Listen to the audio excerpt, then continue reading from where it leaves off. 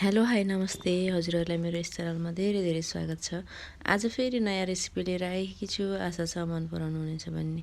आजको रेसिपीमा चाहिँ इमलीको अचारलाई लिएर आएकी छु। पिरो, गुलियो, नुनिलो, अमिलो ट्वाक्क परेको इमलीको अचार चाहिँ आजको रेसिपीमा। आशा छ मन पराइदिनु हुनेछ भन्ने।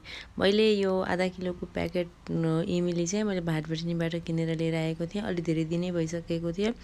अब यसलाई चाहिँ मैले तातो पानी तताएर मजाले तातेको तातो पानीमा चाहिँ यो इमलीलाई भिजाउँदैछु। यही भाँडामा राखेको भाँडा चाहिँ सानो भएर अर्को भाँडामा खनाउँदैछु मैले। अर्को भाँडामा खनाएर मैले मजाले यसलाई चाहिँ पहिला टुक्रा टुक्रा गरेर सबै भिज्ने गरेर भिजाउन थालेँ। यसलाई यो तातो पानीलाई चाहिँ मैले लगभग 2 घन्टा जति छोडिदिएको थिएँ। अनि यो 2 घन्टा पछाडि चाहिँ यो मजाले सबै भिजिसकेको थियो पानीमा। मजाले यसको दानाहरू छुट्टिने भइसकेको थियो। यसको दाना निकाल्न चाहिँ साह्रै झ्याउ लाग्छ मलाई। यो इमलीको अचार एकदमै मनपर्छ, तर यो दाना निकाल्न चाहिँ मलाई एकदमै टेन्सन। त्यही भएर मैले त हातले मजा मिसिएर यसको दाना निकाल्दै घिन्न मान्नु होला है। अब यो मजाले जब यसको पल्प निक्लेर दाना छुट्टिसकेपछि चाहिँ मैले स्ट्रेनरमा चाहिँ मजाले यसलाई फिटी मजाले चलाएर यसको रस पल्प जति चाहिँ मैले कचौरामा निकालेँ। यो इमलीको पल्प निकाल्न चाहिँ साह्रै गाह्रो हुने, साह्रै टाइम लाग्ने के। अनि मैले चाहिँ एउटा कराई लिएँ। कराईमा चाहिँ मैले आगोमा राखिसकेको थिएँ तताउन। त्यसपछि यो पल्पलाई चाहिँ सबै कराईमा नै खनाइदिएर मजाले चलाएर एक उमाल जति आउन दिएँ मैले। यसलाई मजाले चलाउँदै पिँधमा नलागोस् भन्ने हिसाबले चाहिँ मैले यसलाई चलाएको। यो लगभग अब उम्लिएपछि अलिक घटोस् भनेर मैले एकछिन चलाइ फेरि पनि यसलाई के गरेँ पकाएँ। यसलाई चाहिँ अलि एकछिनसम्म पकाउनु पर्दछ। त्यस पछाडि चाहिँ मैले 1 कचौरा चाहिँ चिनी हालेँ। यसमा चाहिँ खास गरी भेली हालेर पकाउँदा अझ धेरै मिठो हुन्छ, तर मसँग भेली थिएन, त्यही भएर मैले चिनीले नै काम चलाएँ। चिनीले पनि यसको स्वाद एकदमै धेरै मिठो आउँछ।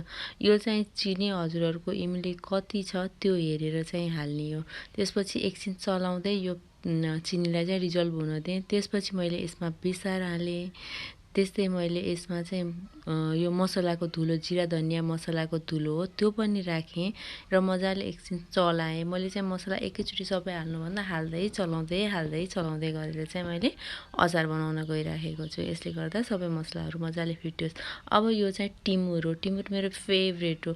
अनि यो अदुवाको धुलो, यो अदुवाको धुलो टिमुर हालेर पनि मैले एकछिनसम्म मजाले चलाएँ। चलाउँदै हाल्दै गर्दाखेरि सबै मसलाहरू मजाले हुन्छ। अब मैले यसमा हिङ हालेँ। हिङ अप्सनल हो, हाले पनि हुन्छ नहाले नि हुन्छ, तर मलाई चाहिँ मनपर्ने भएर हालेँ। त्यसपछि मैले यसमा चाहिँ खुर्सानीको धुलो हालेँ।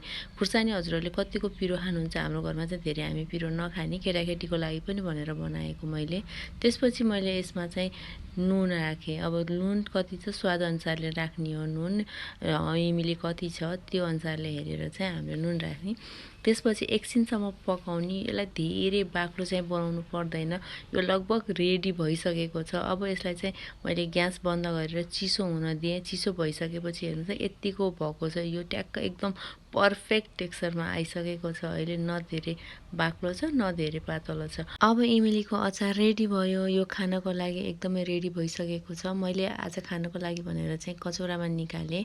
त्यस्तै म यसलाई डब्बामा पनि हालेर राख्दैछु। फ्रिजमा राखेँ भने मजाले चल्छ, यो धेरै छिटो बिग्रिँदैन। त्यही भएर चाहिँ यो इमलीको अचार एकदमै टाइममा रहन्छ। अझ यो हामी त समोसासँग, चाटसँग, चटपटेसँग सबैसँगमा चाहिँ यो इमलीको अचार हालेर खान्छौँ। हजुरहरूले पनि घरमा बनाएर ट्राई गर्नुहोला। आजको भिडियो यति नै। आजको भिडियो कस्तो लाग्यो लाइक, सेयर, कमेन्ट गर्न नबिर्सिनु होला। Thanks for watching.